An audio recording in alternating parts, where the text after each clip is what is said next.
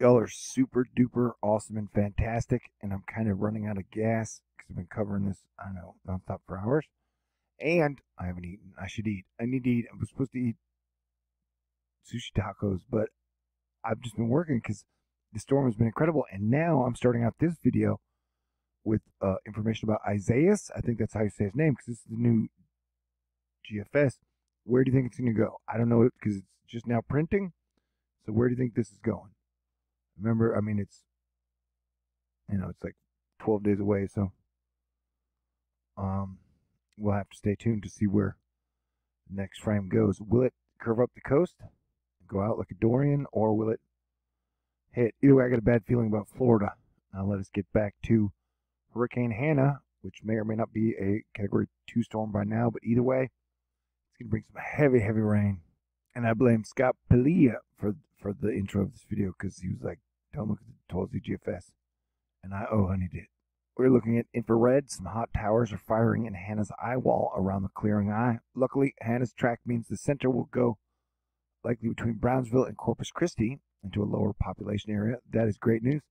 However, it looks like the latter could be impacted by some of the north eye wall, which I believe means Corpus Christi. And David Lee Roth, no relation maybe, for July, record low sea level pressure fans. A new record appears to be on its way related to Hanna so long as central pressure value is measured ashore. I think Josh and Reed will have that covered. Remember the last time Texas got hit with a H storm, Harvey, Florida got hit with an I storm. So I've got a really bad feeling about Florida. This has Isaias making landfall in Florida and South Carolina on the 4th of August, which would be 10 days away. 10 days away. Remember, all the models are suggesting that Isaias is going to be a major problem. Ryan Griffin bets Hanna is a Category 2 at landfall. And then remember, we have some pretty decent severe weather rolling through the area that Mother Nature's been picking on, the Dakotas and the Minnesotas. There's some high flood problem threat in Colorado, San Juan. Get to higher ground seems to be a theme, I guess. You got some from monsoon because we got Hurricane Monsoon. Hurricane Hanna is still rapidly intensifying as it draws closer to the land. The eye has become a lot more spherical and the radar become stronger. And so, this thing is still slowing down, and models had it dipping south before actually making landfall. And the more it stays over water, the more it will intensify. Chick bringing that data 24-hour through 0Z Monday, showing an axis of 15 inches up the RGV near Brownsville. And so, this is, I think this is the yellow. I'm kind of colorblind, so you're going to have to work with me here. It's one of these two. But it's between the 15 and 20. And then this would be somewhere around 10. And then it just keeps going up the coast almost. And this is, I don't know, I can't tell. Sorry. But I'm saying this is like a major flood zone, man. That is going to be some major flooding happening. So, there's Houston up there. We got some pretty heavy rain for a little bit. This is just one model run. Oh, so yeah, that would be bad for Georgia. Where's Georgia? Yeah, Georgia's right around there somewhere. Oh man, I'm tired. Okay, but this would make landfall at about 973, which would make it another Category 2 hurricane. That would bam. That would be a problem. So remember, all the models are suggesting some type of big problem with Isaias.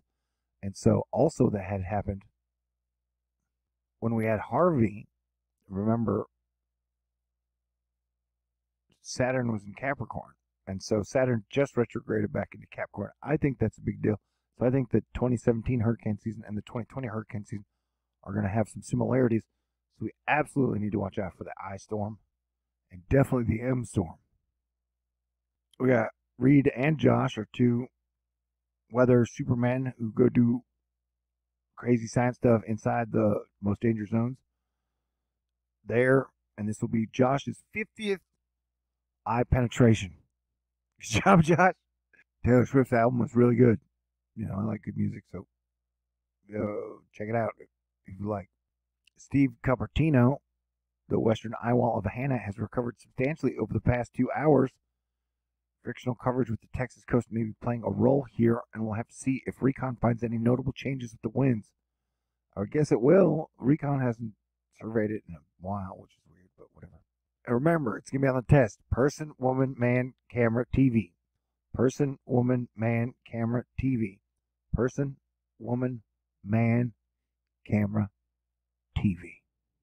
Check this out. We're going to bona fide I, and I only laugh because Cranky's still yet to use the hurricane word. Love Cranky to death, like a brother and a mentor and the best weatherman on the planet. I was waiting for a Cranky to use the H word, that it's a hurricane. But, like I said, everybody has their own dictionaries. Jessica Chastain is being made a bitch by the sun. Since the first model run that showed Isaias as a threat to land in the USA, I've been telling you all about it. And so I'm going to continue to tell you all about it. So we have Isaias, and then even Gonzalo is like not dead, but is like hanging around. Nobody's even talking about it, but we're not that worried about it on our list. This is Dada Boo, the Florida Webmaster. So yeah, Cranky, Dada Boo, like everybody agrees, this is a big problem. Weather Geek looks like Hanna is clearing out a genuine eye as it nears the Texas coastline. Additional strengthening is likely up until landfall late this afternoon. Thank goodness it doesn't have another 24 hours over water. See that? There's like it's eye, but it's got a weird retrograde motion. So I don't know when it's gonna make landfall until it does. So people need to pay attention. I think people in the area are.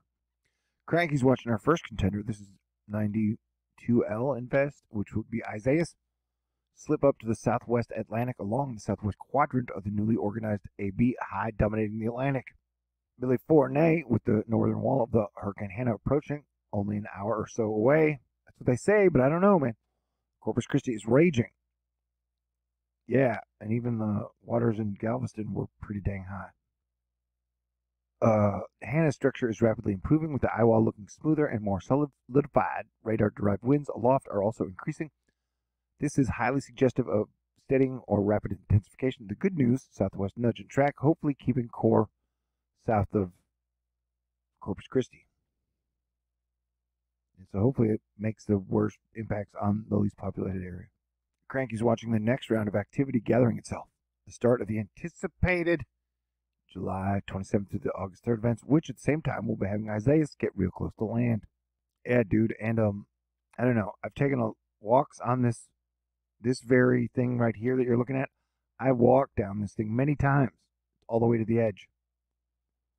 And so, I'm always amazed. I'm like, man, what would it be like if a big wave came over here? Because it's pretty near the shore. I mean, it's in the ocean, but I mean, I'm just saying. So I was always amazed. So to see this video footage, yeah, that's some. Houston got lucky with this one, but it's going to be a long hurricane season. Okay. Monster Cyclo Vagina. No, I'm sorry. Your future is created by what you do today. Well, I've made like 8, 9 videos trying to prepare people for this hurricane that's coming. And it's felt like the whole time somebody or something was watching me.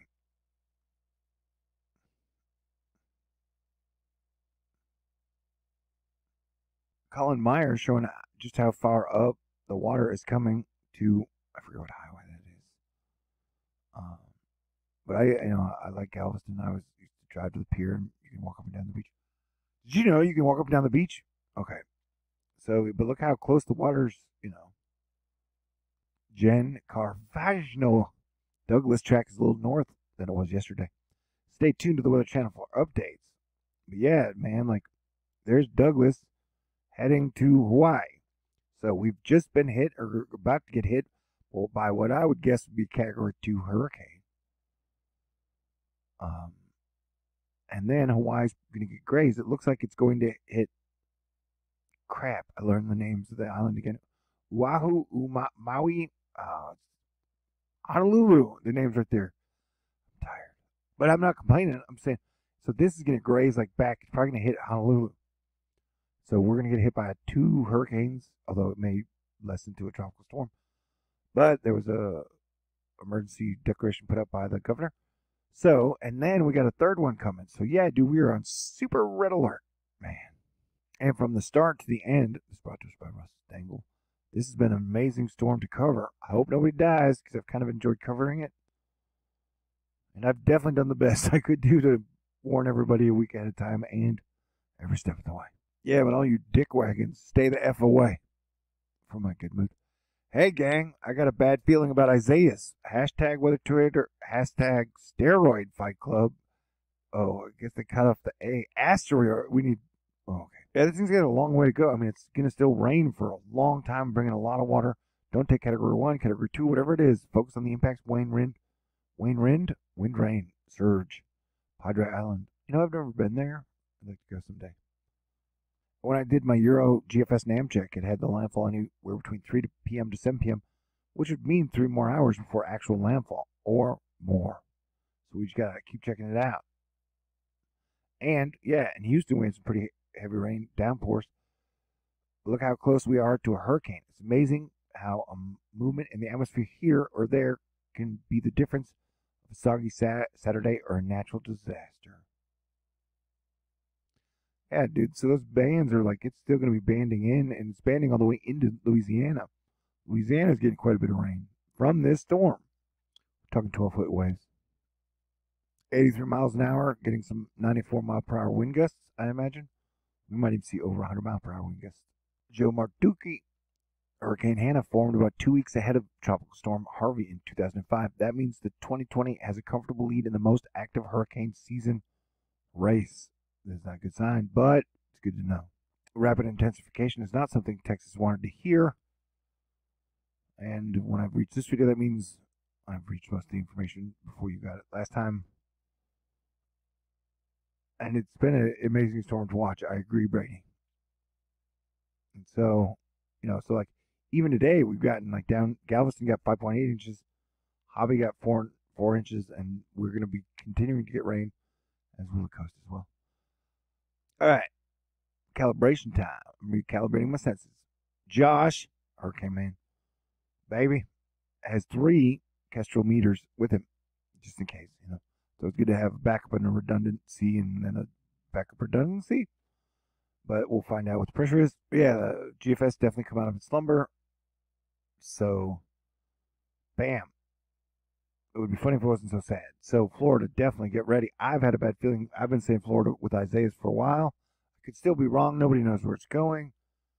I think there's a magic shield over Florida, but maybe that's not true. And it is 2020, bro. Invest 92. July is the new September. No, maybe it's July, but it's 2020 July, so September is going to be really, really, really, really bad. So like the Euro and the GFS are kind of locking in on the Florida hit. So, you know, I'm not trying to fearmonger anybody. You know, I would say technically, I make my money and earn my living on donations. So people wouldn't be sending me donations and contributions monthly. I was trying to fearmonger people or waste their time, especially with a pandemic and a plague going on and a civil war and all this shit. Like, I'm not, you know, I don't want to be here going, hey, we're going to get hit by a hurricane, Florida. Especially when so many people in Florida have been so nice to me over the years. So I'm not trying to, but I'm trying to get everybody ready, you know? And I keep hearing everybody talking about the landfall, but nobody's putting, like, it's still not, that's still the eye. So it's still got a ways to go. And very deep convection around the center. This thing's going to be a rainmaker. Yeah, everybody's ringing the GFS bell, you know. And in the title, I'm put like hurricane to hit Hawaii or Florida in 10 days, question mark.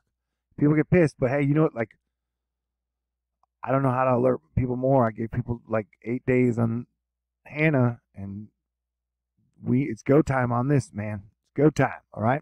For like 15 hours, I've been sitting here, and everybody's like, oh, that ain't good. Oh, that ain't good. Oh, that ain't good. And so this thing is still intensifying as it kind of, notice how slow it's moving. So this is a big problem. Like I said, if you were in South Texas or even Mexico, and at any point in time you're like, I should evacuate. Listen to your intuition. Intuition is like max these days, unless it comes to romance and stuff. Then my intuition's usually off. It's got some interesting features and a smiley face. So yeah, everybody pay attention. I mean, we're riding this thing till it's over, and we won't know how strong it's going to get until it makes landfall. But then on to the next one. Even though we're not done with this one, that's Cranky saying back next. By the way, but I'm saying, because it was in South Texas, and everybody said, but everybody said it wasn't going to be a hurricane. I was like, it's going to be a hurricane probably. Yeah, prepare for Isaias to be way less fun than this one. I mean, prepare for this to be a problem. Whether or not it hits Florida, until we know it's gonna pull Dorian, which no model is suggesting, by the way, that we can't get ready for this soon enough in a plague pandemic. And I said the freaking Congress, Republicans, Democrats, let the unemployment benefits run out. And so if this thing is gonna hit, this would probably hit around rent. And so I don't know. I love you guys. You guys are so great. And super duper thank you to Lois. I showed you guys, if you saw my tennis shoes that I've been wearing for like 4 years, that had 2 holes in each bottom that I continued to still wear as I walk when I didn't wear my boots. And she sent me a pair of Skechers today that are super comfortable. They super fit, and I love them. Like my footwear just got massively upgraded, so I can now get in even better shape. And then thank you to Mary from Mississippi and Space River News. You guys are tremendous, and thank you for being so good to me. So that I try to work hard and give you guys great information. You guys have been really, really, really, really great to me the last few months, and I really, really, really appreciate that. But here comes the eye. It's not funny. The bay is up over the road at North Beach. So to wrap it all up, in a little while I will fly to new places. Did you saw what you wanted? I hope so. So be an angel. Have a great day, and be safe, and prepare for the next one. And then like I said, we got a hurricane coming to Hawaii, and then one coming probably to Florida. So everybody stay cool. Oh yeah, this is a clear normal fault rupture from the 6.3 earthquake. So yeah, Hanna is set to make landfall. Douglas is going to hit Hawaii. Isaias is probably going to head for the East Coast. You got storms in the plains in the Southwest. You got flood warnings. That's down in New Mexico. Comet Neowise is still super kicking ass. We're in a planet parade. All right, everybody, stay cool. Have a great day. And I'll probably do another one if I don't pass out. But I need to do something. Okay, gotta go. No need for this simple chit-chat right now. I've given you all the good information.